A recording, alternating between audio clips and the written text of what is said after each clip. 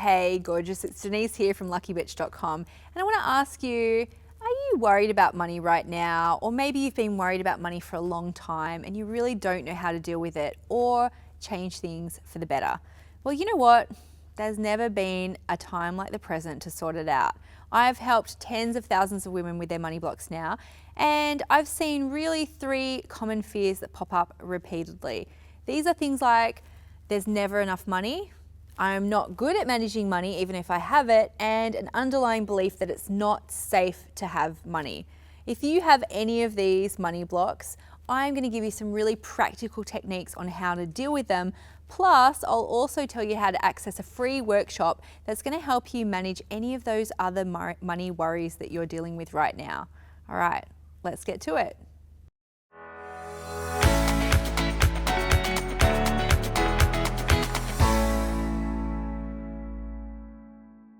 Let's talk about this thing about there's never enough money.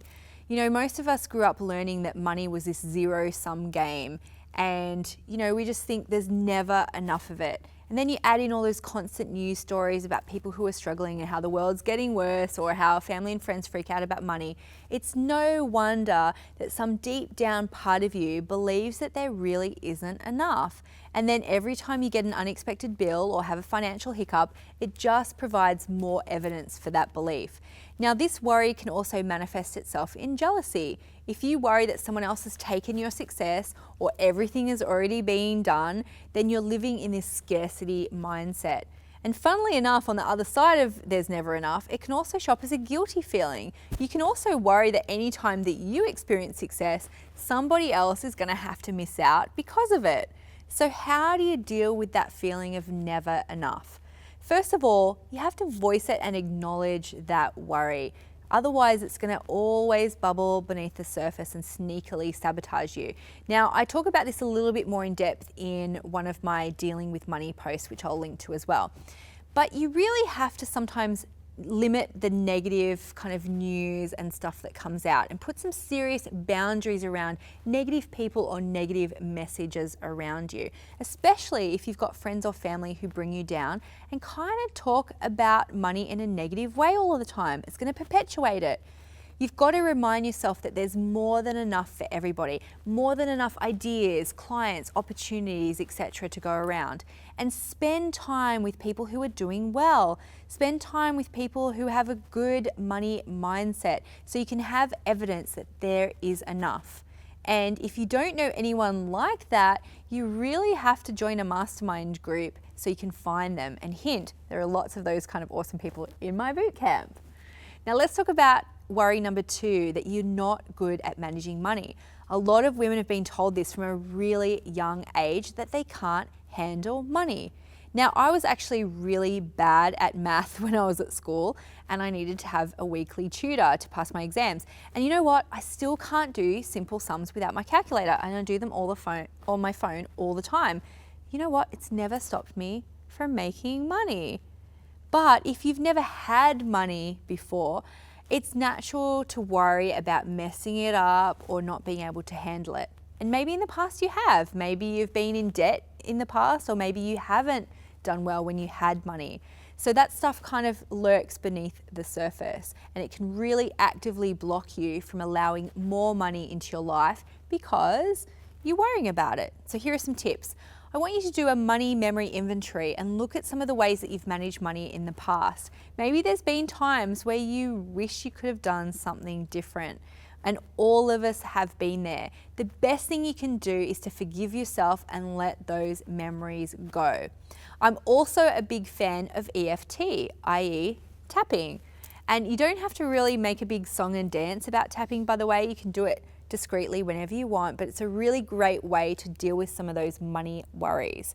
And maybe you need to get some expert help. Maybe you need a bookkeeper, an accountant, or a financial advisor. These are the people who can help you, so you don't have to be perfect with your money. They can help you with it. Now let's talk about the last worry, that it's not safe for you to have money. A lot of women have this vague sense that money is going to change them into this, I don't know, crazy rich bitch, or they're going to lose all their friends, or something really bad is going to happen if they have more money. Now, this worry tends to happen more if you don't actually know any rich people in real life. And if that's the case for you, maybe you've only ever seen rich people on TV and they're all meaty, greedy, mean bitches. Because the truth is, you can be any type of rich woman you like. You don't have to change into someone you don't want to be. There are no rules. So here are some tips for you. Seek out real life examples that contradict that image of kind of a rich bitch. You can read autobiographies of amazing women who use their wealth to create positive change in the world. Or you can ask yourself, what kind of rich person would you like to be? You know, imagine that you had a spare $1 million right now. What would you do with it? What causes would you support? And you'll probably find that the $1 million version of you is nothing like that spoilt rich bitch that you're worried about. And then you can take baby steps towards being that person now. If you want to be a super generous person when you're wealthy, look for opportunities to do that on a smaller scale now. If you want more luxury and ease in your life, then look for those little ways that you can bring that into your life now. Give yourself permission to step into that and not be perfect before you're worthy of making money. Because seriously, you're already allowed to be you and to be rich. You don't have to change at all. And here's an assignment for you. Go look in a mirror and say, this is what a wealthy woman looks like. It's really kind of a bit challenging for you, and you might start to identify even more money blocks when you do things like that. And if that's the case, well, don't worry. I've got a free workshop for you where I go through the 7 most common money blocks and how to deal with them, because you'll be surprised about how much you have below the surface. Which means you can start working on your money blocks today and see the results really quickly, because we've all got blocks.